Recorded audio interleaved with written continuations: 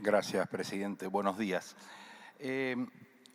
Un rasgo distintivo de lo que usted nos presentó a consideración es que usted valora el impacto de los primeros 100 días de su potencial gestión. Inclusive hace un cronograma tentativo de lo que haría en el correr de los días. A mí me gustaría brevemente, si usted puede puntualizar esto, sobre todo que usted pone como primer eje el federalismo en la gestión y esto lo coloca en esos primeros 100 días. Entonces, brevemente, si usted puede precisar esta cuestión. Gracias. Muchas gracias porque me permite ampliar todo lo que no puede llegar, que está presentado en el plan de gestión. Cuando pensé el plan de gestión, estamos pensando en una función de 5 años, es un plan quinquenal. Obviamente hay que tener metas a corto, mediano y largo plazo. Me parecía muy importante que exista un plan de acción inmediato y a corto plazo, y me parece que la propuesta de los 100 días justamente está orientada a eso. El eje principal, o el primero de los ejes, en realidad los ejes tienen correlato con los objetivos y con los lineamientos del plan, están pensados, diría, en espejo, digamos, es en general lo que se propone o se proyecta incluso desde las normas ISO, ¿no?, para la gestión, así que me pareció que era importante buscar esos mecanismos también en las propuestas a corto plazo. Hay una pauta de tiempo entre los primeros 30 días, podríamos decir, después del 31 al 61 y del 61 a los 100 días, precisamente para pensar en medidas concretas de actuación ágiles que permitan no solamente establecer entre estos puntos ciertos diagnósticos necesarios, porque los diagnósticos que tenemos quienes no estamos en este momento en la Procuración Penitenciaria son aproximativos, esto también es cierto, sino fundamentalmente teniendo la consideración de lo que ya conocemos, puntualizar, y aquí quiero detenerme en la federalización de la gestión. Hay dos cuestiones que yo propongo. En este momento tenemos, o existe en la Procuración Penitenciaria, 11 delegaciones con una cobertura, podríamos decir, parcial. Es un esfuerzo que ha hecho la Procuración, entiendo que es un trabajo que ha llevado adelante con responsabilidad, pero la realidad es que las delegaciones no cubren todo. Y también yo me permito poner en tensión ya de por sí la perspectiva de la delegación. Yo creo que hay que pensar también en un nivel estructural, incluso dentro de la estructura de la propia Procuración, que esté vinculada a una descentralización en las provincias para el control y la supervisión, porque va a permitir una mejor articulación con los mecanismos locales que en muchas de las provincias ya existen a través del Consejo Federal creado por el Sistema Nacional de Prevención contra la Tortura, pero antes de eso también necesitamos un diagnóstico y, por tanto, la primera propuesta que hago es precisamente mapear las delegaciones y el espacio real de cobertura de esas delegaciones. O sea, cuántos casos de monitoreo llevan adelante, cuánta capacidad de recursos humanos tienen, cuántas son las problemáticas que identifican propias de las regiones locales, cuáles son las problemáticas coyunturales que se pueden dar en determinadas unidades, no solo las federales, vuelvo a decir, porque hay muchos presos federales y nacionales que se encuentran alojados en las provincias. Ese es un dato muy relevante para saber que no es que haya vacancia, pero sí hay una ausencia de un control efectivo y eficaz en los términos en los que se plantea la responsabilidad de la Procuración. Y también, por supuesto, proyectar nuevas sedes. Pero desde una perspectiva, me permito decir, tal vez distinta a la que está mirada. O sea, personalmente, yo soy porteña, tengo que decirlo, pero me parece que es un error, precisamente, pensar todo desde la centralidad de Buenos Aires. Nos estamos perdiendo de vista un montón de problemáticas relacionadas con lo que sucede en cada una de las unidades, en cada una de las provincias, y no fortalecer esos espacios locales a partir de una descentralización, lo entiendo como un error estratégico. Si puedo seguir avanzando, son 9 ejes estratégicos. Para los 100 días, no sé si quiere que siga desarrollando. Como... Bien. Perfecto, bueno, sí, sé que está presentado y que todos lo tienen visto. En muchos casos, vuelvo a decir, muchas de estas situaciones que están vinculadas a estos puntos estratégicos que tienen un espejo, están vinculados precisamente a hacer un diagnóstico concreto. ¿sí? Un diagnóstico concreto de todas las situaciones. La situación de las delegaciones, en el caso de pensar la federalización y la descentralización de la gestión, también me lo permito decir. Una vinculada al diagnóstico y los mecanismos de protección, ¿sí? El monitoreo. Digamos, hay mucho trabajo que hace la Procuración. Yo conozco a mucha gente que trabaja en la Procuración. Realmente el equipo técnico de la Procuración es un equipo técnico de alta calidad. O sea, realmente hay recursos humanos muy valiosos. Y hay un presupuesto que no ha sido aprobado este año y que está proyectado para el año que viene, que es un presupuesto, diría que más que decente, para llevar adelante estas propuestas. O sea que la factibilidad también era algo que había evaluado en el proyecto. Me parece que otro de los puntos importantes estaba vinculado a la comunicación institucional y la promoción de derechos humanos. Y bueno, fundamentalmente esto, la gestión de seguimiento de denuncias. Es verdad que la Procuración tiene un amplio espectro de trabajo en recomendaciones, en denuncias, en litigios, etcétera. Yo creo que lo que hay que hacer es establecer protocolos de trabajo, establecer protocolos de seguimiento y explicitar el trabajo y la gestión a partir de la rendición de cuentas públicas. Básicamente, todos los ejes atraviesan esta misma temática. Gracias, senadora Tulio. Bueno, buenos días y gracias por su exposición. Para hacer la pregunta concreta necesito leer unos datos de la Procuración Penitenciaria que tiene en su página, que dice que el último día del mes de agosto de este año, 2.495 personas se encontraban alojadas en centros de detención no penitenciarios. De este total, 2.408 estaban detenidas en dependencias de la policía de la ciudad, 1.617 en alcaldías, 575 en comisarías y 216 en espera de alojamiento. Las personas de este último grupo padecen una situación de gravedad, ya que permanecen en oficinas, estoy leyendo, oficinas, quinchos, depósitos, lactarios, subsuelos, guaridas internas, entre otros lugares inapropiados. El tiempo de permanencia promedio en la alcaldía es de 193 días, un día como mínimo y 1.488 días como máximo, es decir, casi 4 años. En lo que respecta a las comisarías vecinales, el tiempo de alojamiento promedio es de 51 días, registrándose un día como mínimo y 432 como máximo, es decir, 1 año y 2 meses. Y por último, las personas en espera de alojamiento permanecen en promedio 34 días en esas condiciones.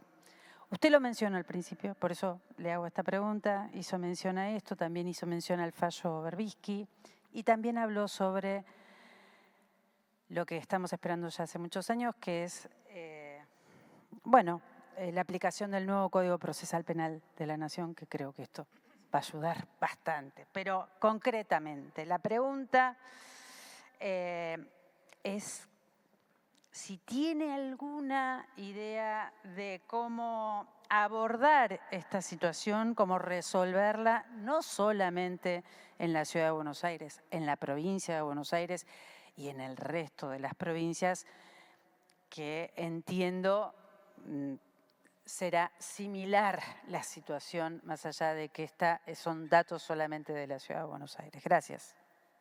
Muchas gracias. Bueno, lo primero que quiero decir que me parece que es el tema clave de este momento, sobre todo en la Ciudad de Buenos Aires, pero no es la única. En el norte del país hay también espacios de gendarmería, hubo containers, no podría afirmar si en este momento siguen estando, a donde estaban detenidas mujeres con niños, migrantes, con todas las múltiples vulnerabilidades que se nos puede ocurrir. Es una problemática que excede, podría decir, a la Ciudad de Buenos Aires, pero es un problema hoy para la Ciudad de Buenos Aires y para otros espacios de nuestro territorio, y es un problema grave en términos de graves vulneraciones a los derechos humanos de las personas privadas de libertad. Como he dicho en la exposición, hace 20 años un fallo de la Corte señaló que no podían existir personas detenidas de manera permanente en comisarías, alcaldías y otros espacios no considerados legalmente para la privación de libertad extendida, ¿sí?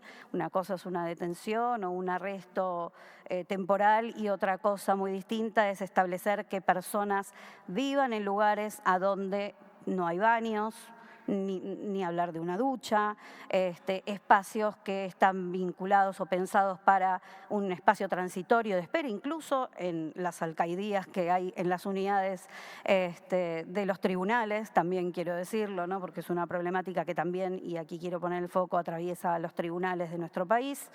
Y bueno, obviamente no respeta ningún estándar, no solamente el fallo Berbisky de la Corte Suprema, sino ningún estándar internacional, ningún fallo del Sistema Interamericano de Derechos Humanos, de la Corte Interamericana de Derechos Humanos. Tenemos en nuestro país medidas particulares, la compañera dijo que era de Mendoza, nosotros tenemos el caso de las penitenciarías de Mendoza, que tuvo una situación de extrema gravedad en el que tuvo que intervenir el sistema interamericano precisamente por esta situación aberrante en la que casi no se sabía siquiera cuántas personas detenidas había, si estaban vivas o muertas, con un gran trabajo de las organizaciones sociales, por cierto, y de los organismos de derechos humanos. Y tenemos otros fallos que son también del orden, podríamos decir, latinoamericano.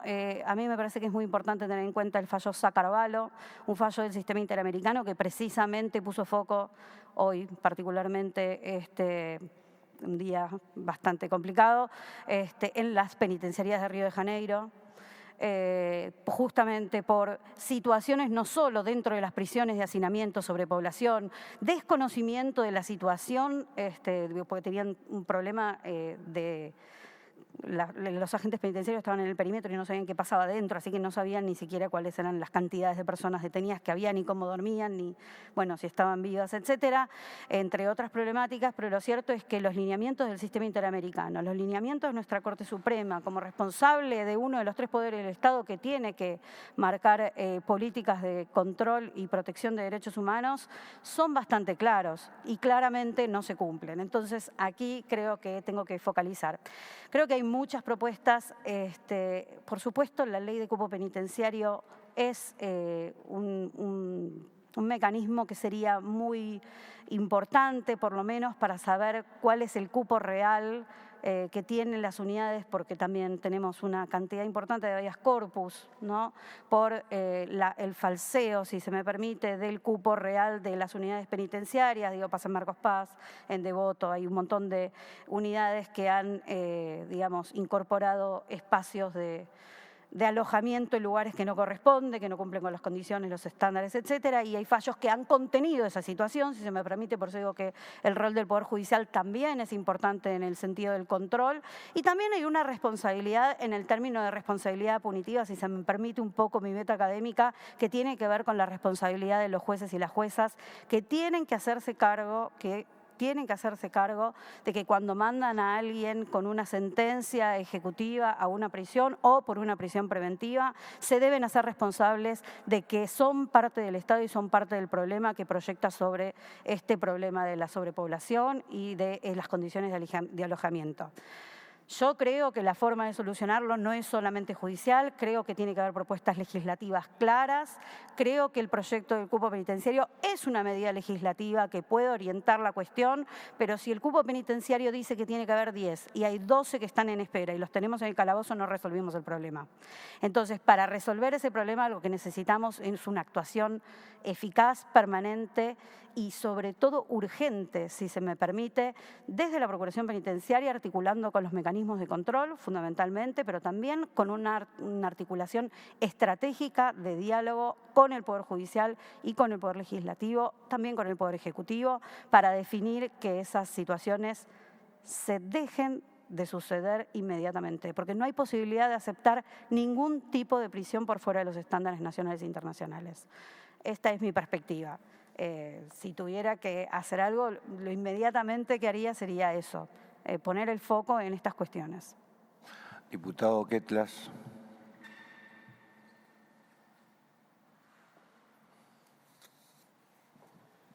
Buen día.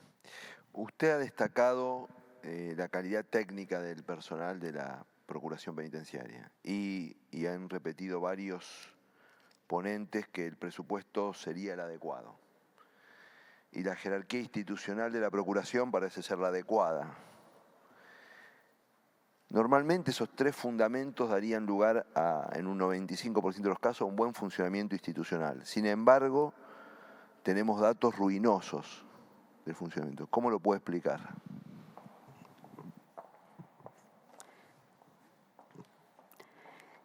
Creo que en los 100 días lo podría explicar mejor que ahora, que es parte de la propuesta de diagnóstico. Pero si se me permite, me parece que lo que hay que hacer es utilizar los recursos que hay y reasignarlos o reorientarlos eficazmente. O sea, también los recursos humanos. ¿Sí? Hay muchos buenos recursos humanos. En este momento, hasta donde yo tengo entendido, la mayor parte de los recursos económicos están orientados y destinados al personal de los recursos humanos de la Procuración Penitenciaria, y eso, por la propia responsabilidad que le cabe a la Procuración Penitenciaria, tiene sentido, ¿no? Porque necesitamos gente que vaya a visitar, que monitoree, que establezca mecanismos de prevención, que conozca el territorio, que atraviese el territorio para justamente cumplir con la función que le cabe por mandato de ley. Ahora, también creo que esos recursos pueden ser más eficaces, hablo de los económicos y los humanos, y que para eso se requiere de un diagnóstico más concreto. En el plan financiero que yo presento con la proyección 2026, que es lo único, digamos, que pude acceder públicamente para poder proyectar por lo menos el primer año, bueno, el 83%, el 80% son recursos humanos, pero son recursos humanos especializados y técnicos. Y eso está bien que así sea por la función específica que le cabe a la Procuración Penitenciaria. Pero luego también me permití reorientar otros recursos, o sea, reducir algunos recursos a la innovación tecnológica, por ejemplo. No lo pude desarrollar, pero uno de los puntos centrales que yo trabajo para la modernización no es solamente la digitalización y modernización tecnológica interna de la Procuración, sino fundamentalmente para la accesibilidad y la comunicación de las personas que sufren, podemos decir, las vulnerabilidades y las violencias de la prisión, que no son solamente las personas privadas de libertad, sino familiares, allegados, personas que han transitado la prisión y que ahora se encuentran en espacios postpenitenciarios, etcétera. Y la innovación tecnológica está orientada precisamente al desarrollo de dos herramientas tecnológicas. La primera, un bot para poder actualizar los mecanismos que hoy atraviesan la comunicación de la Procuración Penitenciaria. Yo, que dije que fui pasante, trabajaba atendiendo un 0800. Ese 0800 sigue igual hoy, se atiende un 0800. Bueno, sabemos que las personas privadas de libertad, al menos en el ámbito federal, no pueden legalmente acceder a un celular. Esto podría ser una objeción, pero también sabemos que hay familias que están atentas a todo lo que sucede con sus familiares y que sí tienen acceso tecnológico a esa tecnología como para poder acceder a un bot. Todos los bancos tienen bot. Las estructuras públicas tienen bot, la Ciudad de Buenos Aires tiene bot, es un sistema muy práctico, muy concreto, en el que podemos tener un mecanismo de diálogo eficaz y también el desarrollo de una inteligencia tecnológica que lo que persigue a través del diseño de protocolos específicos está relacionado con la detección de riesgos de violencias o vulneraciones a derechos humanos en los que sí va a tener que haber inevitablemente una atención personalizada de estos recursos técnicos especializados. La innovación tecnológica se lleva el 7% del presupuesto, el fortalecimiento territorial el 6%, traté de hacerlo equivalente entre uno y otro porque la innovación tecnológica fortalece el trabajo de descentralización, programas de atención, capacitación y articulación entre el 3 y el 4%. Sí, diputada Stolbizer.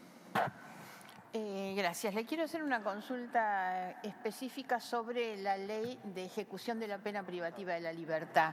¿Usted considera que esa es una ley que ha quedado desactualizada, que es casi una expresión abstracta de deseos, que debe ser reformulada, que debe ser cumplida, que debe ser actualizada?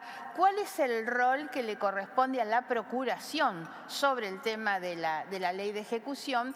Y sobre algunos de los aspectos muy puntuales, ¿cuál es su opinión sobre el sistema de recompensas que establece la ley? Y otro más puntual, sobre la norma que establece que las madres de niños, niñas menores de 5 años tienen el derecho a tenerlo con ellas adentro del lugar donde cumple su pena. Y si no, se podría considerar la posibilidad de que esa madre, dejando a salvo los niveles de peligrosidad, tenga de por sí un arresto domiciliario, digamos, atento, y cuál es la evaluación sobre la crianza de un niño adentro de un sistema de privación de la libertad, ¿no? Sí, muchísimas gracias por la pregunta. Nuestra ley en el año 1996 fue vanguardia. Realmente fue vanguardia, no solamente a nivel nacional, sino a nivel regional y me atrevo a decir también internacional en el marco global. Obviamente han pasado muchos años y esto que en su momento hemos establecido como vanguardia o reconocido como vanguardia ha quedado matizado también con reformas parlamentarias que han modificado en algún sentido el espíritu original de la ley de ejecución, pero sin embargo creo que sigue teniendo una gran virtud, incluso con todas las reformas, que es que sigue diciendo que el fin de la ejecución de la pena privativa de libertad es la reinserción social. E incluso me atrevo a decir que el agregado, e incluso lo que se está discutiendo ahora en las leyes de ejecución para la Ciudad de Buenos Aires, el agregado de tratar de evitar la reincidencia también es un valor positivo que no tiene ningún inconveniente o debate con el marco constitucional y convencional. Así que en ese sentido yo valorizo mucho a la ley de ejecución, incluso con las reformas que ha dejado persistente el fin principal de la reinserción social. Creo que a partir de ahí se deriva además toda la lógica de la propia ley de ejecución. Respecto a otras leyes, también se ha hablado de algunas propuestas más vanguardistas en el orden comparado, como la de México. Yo doy clases en la Diplomatura de Ejecución Penal de la UNAM, precisamente, y bueno, tenemos algunos debates en relación a estas cuestiones. Sí creo que hay cosas que se podrían mejorar, pero vuelvo a decir, ha sido el faro, e incluso para México ha sido el faro. Uno de los redactores es argentino, por cierto, con el profesor Sarre, que también ha participado del mecanismo de control de la tortura allí en México y siempre se le ha dado un lugar privilegiado porque es una ley que todavía tiene muchas puntas por seguir trabajando y desarrollando. Sí, es cierto también que a la Procuración Penitenciaria le cabe un rol fundamental en el cumplimiento de la ley de ejecución, efectivamente, en la medida que no genere tampoco tensión con los estándares constitucionales y convencionales, esta es mi opinión, porque el mandato también sobrepasa la ley de ejecución en el marco de cumplimiento de los derechos y la protección y defensa de los derechos de las personas privadas de libertad. Respecto al sistema de recompensas, creo que era otra de las preguntas. Bueno, todo es perfectible, pero me parece que también hay que darle un reconocimiento al sistema que existe en la ley. Y no sé si había otra pregunta. Bueno, eso se lo agradezco particularmente, no solamente porque tengo hechos trabajos de investigación en prisiones, en lo que era la 31, ahora el complejo 4, en las unidades alojadas de madres con niños y niñas, sino porque también creo que hay otras formas de resolverlo y que están vinculadas también a un marco legal constitucional y a las opiniones consultivas de la Corte Interamericana de Derechos Humanos, no solamente la 29/22 de la que ya se habló, sino también fundamentalmente la opinión 31/25 que vincula y reconoce por primera vez en el marco interamericano el derecho al cuidado en sus tres facetas: a cuidar, a ser cuidado y a tener un espacio de contención del cuidado. Y en ese sentido me parece que con esto, la opinión consultiva de derecho al cuidado de la Corte Interamericana, sumándole además el principio de trascendencia mínima o intrascendencia de la pena a los familiares, no es posible aceptar que niños y niñas que no han cometido ningún delito nazcan, vivan y transiten esos espacios de prisión. Muchas gracias. Diputado Mayoraz. Muchas gracias. Buenos días, doctora. La felicito por su exposición y por su plan de gestión. Aborda para mí con claridad el tema presupuestario, o sea, le dedica un capítulo importante a cómo administrar, porque la administración para mí es parte también del proyecto. Si no hay una proyección de cómo se van a utilizar los recursos, creo que los objetivos no se pueden lograr. Mi pregunta tiene que ver un poco con lo que había hecho antes el diputado Ketglas. Usted dijo que le parecía un buen presupuesto. Al actual procurador adjunto le pregunté cuál era el presupuesto actual, me dijo que no lo conocía. Algunos se escudaron en que no hay un presupuesto aprobado, pero uno perfectamente puede conocer lo que gastó en el 2024 y lo que recibe en partidas presupuestarias trimestrales.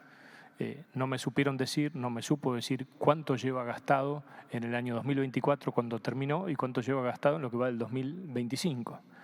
usted dice que es un buen presupuesto. ¿En base a qué pauta objetiva? A lo mejor usted sí tiene los números y puede decirnos en función de un comparativo con el 2025 ejecutado o con el 2024 ya devengado.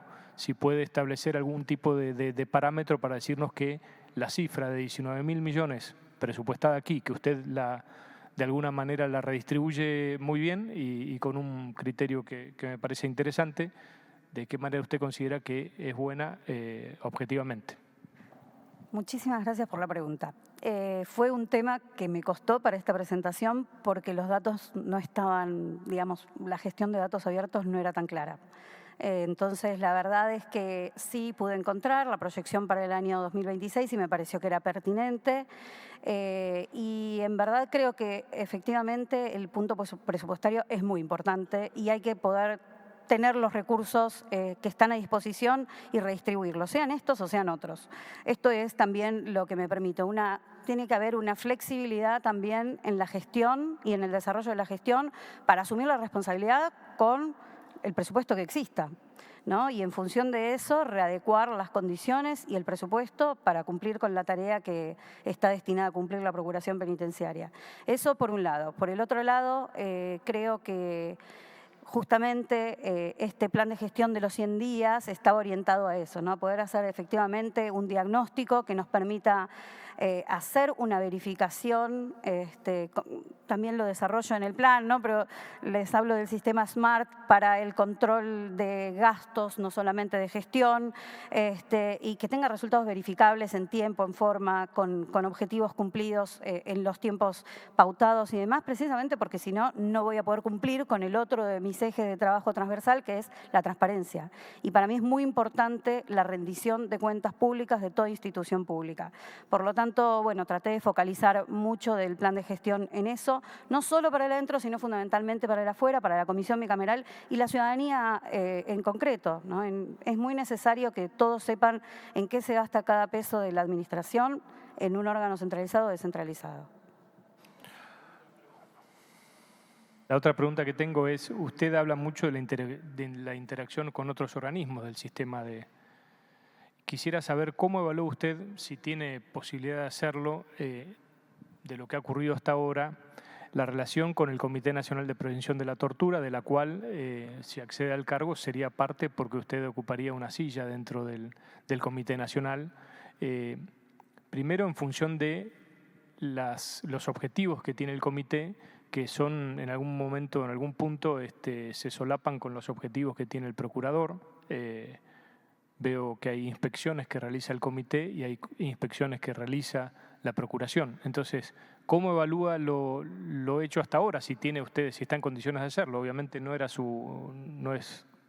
objeto de su trabajo, de su plano, de esta presentación, pero si usted conoce, sí puede valorarlo y asimismo proyectar, digamos, cómo usted plantearía la relación con el comité. Digo especialmente con el comité porque es el que más cercano tenemos, es decir, no me refiero a todo el sistema de prevención de la tortura, sino específicamente con el comité. Gracias. Muchísimas gracias. Sí, de hecho, cuando hablé de las funciones amplificadas de la Procuración Penitenciaria, hablé de la responsabilidad que le cabe en el Sistema Nacional de Prevención contra la Tortura. Me parece un punto clave. Yo no entiendo que las funciones sean solapadas o que se superpongan, sino todo lo contrario. Me parece que son mecanismos que se fortalecen mutuamente y que tienen además funciones que no necesariamente coadyuvan una con la otra o que se superponen. Sí, efectivamente, creo que el Sistema Nacional de Prevención contra la Tortura y la Procuración Penitenciaria tienen que articular a través de la cooperación, la complementación y la interacción. Y efectivamente a la Procuración Penitenciaria le cabe una silla, si se me permite decirlo de esta manera, en el Mecanismo Nacional de Prevención contra la Tortura, en una de sus funciones, pero también como mecanismo local en la función del Consejo Federal. Tiene una doble función también la Procuración Penitenciaria dentro del Sistema Nacional de Prevención contra la Tortura. Creo que justamente es una de las articulaciones muy necesarias para fortalecer. Y hay un punto que creo que podría ser interesante plantearlo, que está también dentro de los primeros 100 días de trabajo, si no me equivoco, que está vinculado justamente a pensar que como la articulación tiene que ser concreta en vías de la prevención de tratos crueles, inhumanos y degradantes y la prevención de la tortura particularmente, lo que hay que hacer es establecer mecanismos de protocolos de actuación conjunta. Más allá de los trabajos que hace la Procuración, más allá de los trabajos que hace el mecanismo, tiene que haber una articulación, no solo porque ocupa una silla la Procuración Penitenciaria en el mecanismo nacional y en el Consejo Federal como parte de los mecanismos locales, que esa es otra de las funciones que tiene, sino porque eso también lo que nos va a permitir es una eficacia mayor en conocimiento de datos. Si no, estamos poniendo datos y otros datos y otros datos y, bueno, creo que a cualquiera, incluso los senadores y senadoras, diputados y diputadas que han informado respecto de datos, tendríamos que decir cuál es la fuente, porque no todas las fuentes tienen la misma información. Entonces, estaría bueno pensar también desde una gestión pública eficaz y que además tenga una posibilidad concreta de control por parte de la ciudadanía, que tengamos datos concretos en los que todos estemos de acuerdo. Gracias, doctora Guzis. Bueno, sin más, pasamos al siguiente.